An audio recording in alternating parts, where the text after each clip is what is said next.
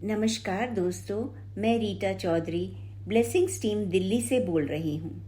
पुस्तक फकीर, लेखक रुज़बे एन भारूचा, ऑडियो नंबर 19। रात बहुत हो चुकी थी। बाबा और रुद्र ने दाल चावल का सादा सा भोजन किया। बाबा ने उसमें थोड़ा चटनी और अचार मिला लिया। खाने से पहले बाबा ने प्रार्थना की और चुपचाप खा लिया। बाबा कभी नहीं पूछते थे कि खाने में क्या पकाया जा रहा है और ना ही कभी खाने में कोई मीन मेख निकालते थे। वैसे तो रुद्र हर व्यंजन बहुत ही दिल से पकाता था। एक अच्छे रसोइये की तरह खाने में पूरे स्वाद डालने की कोशिश करता था, लेकिन वो हमेशा ये उम्मीद रखता था कि बाबा उसके खाने की अच्छाई या बुराई उसे बताएं ताकि वह खाने में और सुधार ला सके।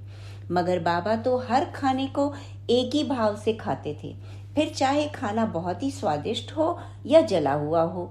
वे हर कौर को सहज भाव व अनुग्रह से ग्रहण करते थे।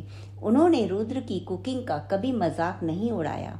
वे अपने नियम अनुसार भोजन से पहले अपने हाथ और चेहरा धोते, छोटी सी प्रार्थना करते, फिर ये देखते कि रुद्र की थाली में सब कुछ भरपूर है या नहीं। फिर वे उसमें से भी थोड़ा सा लेकर ढेर लगा लेते। वे बहुत कम खाते थे, धीरे धीरे चबाते। वे रुद्र के भोजन का भी आनंद लेते। रुद्र के लिए बाबा का ये बर्ताव किसी गहरे राज से कम नहीं था।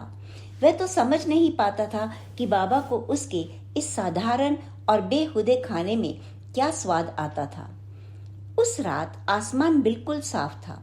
चांद की रोशनी चारों ओर फैली हुई थी। ऐसा लग रहा था कि चांद अपनी ही रोशनी से पूरी तरह संतुष्ट हो, मानो एक स्त्री जो अपने प्रेमी के लिए चाह और गहन प्रेम में झूमने के लिए तैयार हो। बादल चांद के आसपास मंडरा रहे थे। वैसे भी सुंदरता के आसपास प्रशंसक आ ही जाते हैं। वे न केवल आसपास डेरा डाल देते हैं, बल्कि इस तरह मोहित होते हैं जैसे शमा पर परवाने आ जाते हैं। सुंदरता भले ही कितनी गहन क्यों ना हो, लेकिन उस चमड़ी के नीचे एक दिल भी धड़कता है, और उसी दिल में ज्वालामुखी और तूफान भी रहते हैं जो एक ही झटके में सब कुछ तहस नहस कर सकते हैं। ऐसी भीषण गर्मी होती है जो सामने आने वाली हर चीज को जलाकर खाक कर देती है, और गहन व संघर्षरत भावों का ऐसा सागर होता है जो पूरी दुनिया को डुबो सकता है। और असली परेशानी इसी सुंदरता से ही शुरू होती है। तकरीबन लोग प्रेम करते हैं, और इसके साथ जो कुछ भी आता है वह मन की ही एक अवस्था है, और हृदय प्रायः इसी अवस्था में रहना चाहता है। बाबा ने देखा कि रुद्र खाली खाली नजरों से घूर रहा था, जैसे उसे ये सब बातें समझ ही ना आई हों और वह समझना चाहता था। बाबा ने रुद्र से सागर के किनारे पर चलने को कहा और ये भी निश्चित किया कि अगले 40 मिनट तक बारिश नहीं होगी। रुद्र: बाबा, मैंने हर बार महसूस किया है कि जब भी आप सैर के लिए जाते हैं तो कभी बारिश नहीं होती, चाहे बादल पानी बरसाने के लिए कितने ही आतुर क्यों ना हो, पर जब तक आप घर ना आ जाएं पानी नहीं बरसता। 2 दिन पहले ऐसी ही बारिश हो रही थी, मानो भगवान जी के यहाँ नल खराब होने से लगातार पानी बरस रहा हो। और जैसे ही आपने टहलने जाने की सोची और बरामदे में खड़े होकर आकाश की ओर देखा, 24 सेकंड में बारिश थम गई, पूरी तरह से बंद हो गई। ऐसा नहीं कि धीमी हो गई या बूंदाबांदी में बदली, वह पूरी तरह से बंद हो गई। आपने मुस्कुराते हुए आभार प्रकट करने की प्रार्थना की और मजे से सैर को चल दिए। जब आप सैर करके लौटे तो बारिश फिर से वैसे ही चालू हो गई, मानो स्वर्ग के नल दोबारा खोल दिए गए हों। मैं सब देखता और महसूस करता हूँ। हाँ, हो सकता है कि आपकी कही आधी बातें मुझे समझ नहीं आती, पर मुझे दिखता तो सब है। बाबा ने रुद्र की बात को मजाक में ही टाल दिया और अपनी बात को जारी रखते हुए कहने लगे कि मन तो हमेशा प्यार में ही डूबा रहना चाहता है, और दिमाग को बार बार बताता है कि वह प्यार में सराबोर है।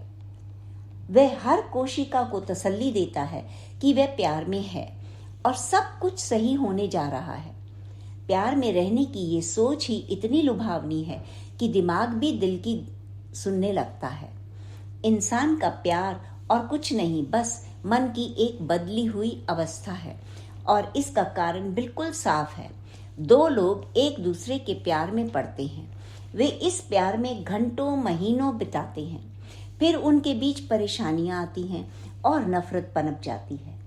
जिसके लिए आज तक आपका दिल धड़कता आया था, न केवल उसके लिए नफरत पैदा होती है, बल्कि दिल चाहता है कि वह व्यक्ति दुख पाए, तरसे और कभी न फूले फले।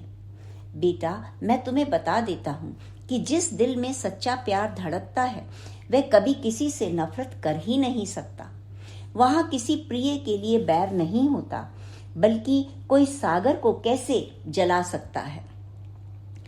तुम इसे जमा सकते हो, पानी को भाप बनाकर उड़ा सकते हो, पर हकीकत यही है कि पानी किसी न किसी रूप में मौजूद है। ये कभी समाप्त नहीं होता। ओस और बारिश हमेशा आने को तैयार रहते हैं। एक ऐसा दिल जिसने सही मायनों में प्यार किया हो, उसमें गुस्सा तो हो सकता है, पर घृणा जैसे बुरे भावों के लिए कोई जगह नहीं होती। तभी तो प्यार को मन की एक अवस्था कहा जाता है। एक बार सच्चा प्यार करने लगे तो दिल दिमाग क्या चीज है, कुदरत की सारी ताकतें उसे फलने फूलने में मदद करती है।